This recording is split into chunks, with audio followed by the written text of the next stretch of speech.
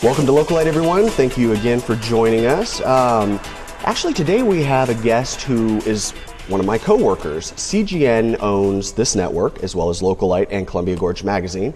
And so we have the editor of Columbia Gorge Magazine with us today, Matt Werbach. And you've probably seen his work and enjoyed his columns on the website and read some of his articles in the magazine. So it's a pleasure to get to introduce you to Matt. So Matt, it's good to have you. It's nice to see you. I haven't seen you since yesterday. It's great to be here. Yeah.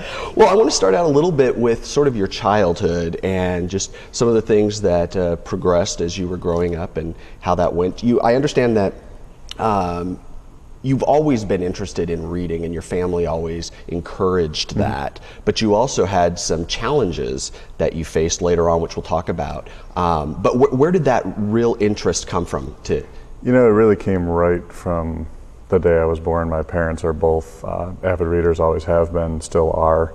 Tear through 2-3 books a week, and so I grew up in a household where the TV wasn't really on. We weren't too strict about it. It was on at 8 o'clock, but we'd get home from school and we'd read more. And I had a grandmother who used to babysit for us and everything every Friday and Saturday night, and what we did was read. We'd go to the library, we'd participate in all the summer reading programs. The local Pizza Hut had a book it program where you'd gain stars by how many books you read. So it was just something that I grew up doing, really never knew it any other way, and that was from picture books and touch and feel books all the way up to the early high school, junior high years when I was taking on some bigger stuff. Okay.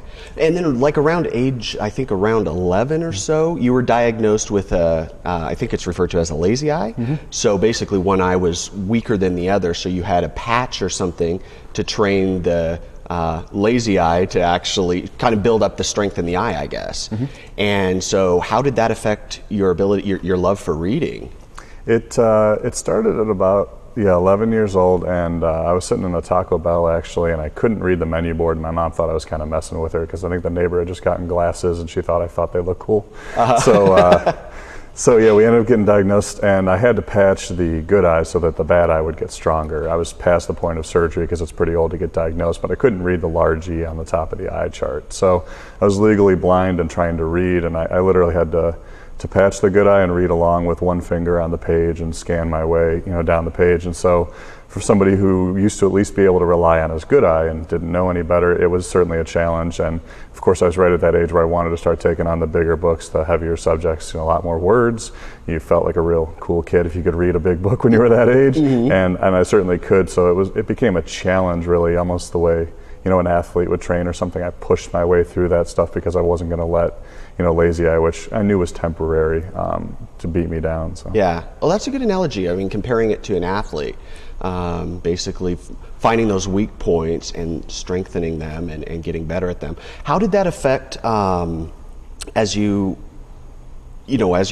continued to develop your love for reading and this issue with your eye? How long did that take before you started to actually, because you don't have that issue today, right? I still can't read out of the eye, but it kind of balances out with the good eye, so I don't really notice. If I had to close my good eye, it would take me 15 minutes to get through a page. Really? But yeah, and I haven't practiced. Back then I was in practice, and you're reading all day and everything, but everything from the chalkboard to reading books was difficult. So I really practiced and stuck with it, and by the time I was about 14 years old, things had really leveled back out, really maybe even early, about 13 years old, to the point where I could read a few lines down on the eye chart, and the doctors decided that was about as good as it was going to get, and I was okay with that. I really just wanted to be able to read, and so once it came off, it was the greatest thing in the world because I could read anything I wanted, and I was back to being normal again. And yeah, that was great. Yeah, it probably was around that. You're at a very at that age, really sensitive to what other people are thinking and stuff, and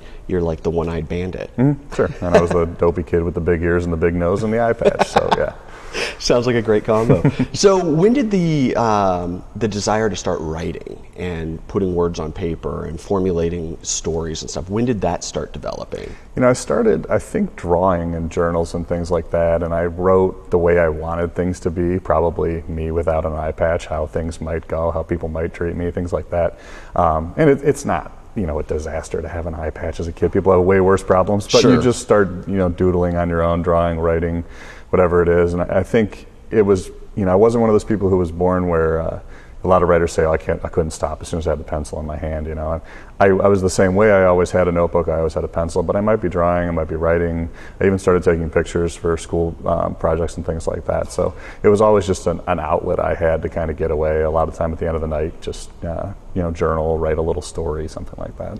Well, and around your sophomore year, you became very interested in war stories, and that also sort of parlayed into your desire to write. Is that true? It did, yeah. I had a teacher, I think it really would have been my junior year in high school, but we read some work for the summer after sophomore year, and his name was Peter Scott, and he was a Vietnam veteran. He was also one of his former veterans, and a guy he knew was Tim O'Brien, who wrote The Things They Carried. And O'Brien really tried to recount his Vietnam experiences, but he tried to do it through fiction. He heated things up so that you could really feel the emotion rather than tell you the truth that may not come across on the page. You can say that someone was shot, or you can describe something much more horrific, and the emotion you're going to feel off that horrific description is probably a lot closer to the way it felt to be there and to experience that. And I started to learn that you can really, for lack of a better term, lie your way into making people understand what you're trying to say, and it may actually have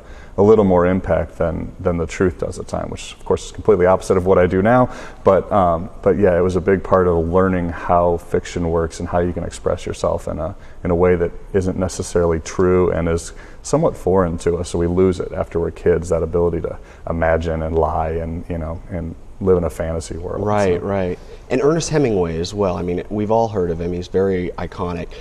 Also a big inspiration for you, is that right? Yeah, he really is more of an inspiration in the way I write. He leaves things simple. Everybody's kind of heard of his iceberg theory. You know, you see the top third of the iceberg, the other 2/3 are underwater. But that's a lot of what I think good journalism, good writing is telling the story for what it is, what you see on the surface, and only alluding or hinting at what might be further down, because it's hard to say whether or not those things are true, whether or not those things are real, but you're including a whole nother depth and a whole nother layer that a lot of modern writers are missing, and I've never been the type to be too fanciful, poetic, or descriptive in a traditional sense. Mm-hmm. You know, I like a simple sentence, I like a simple paragraph. Well, excellent. Well, I want to talk to you a little bit more about your kind of early career and what ended up leading you out here to the Columbia Gorge, and now editor of Columbia Gorge Magazine. So we'll discuss that. We'll be right back here on Localite. Matt Werbach with Columbia Gorge Magazine is our guest today. Don't go anywhere. We'll be right back.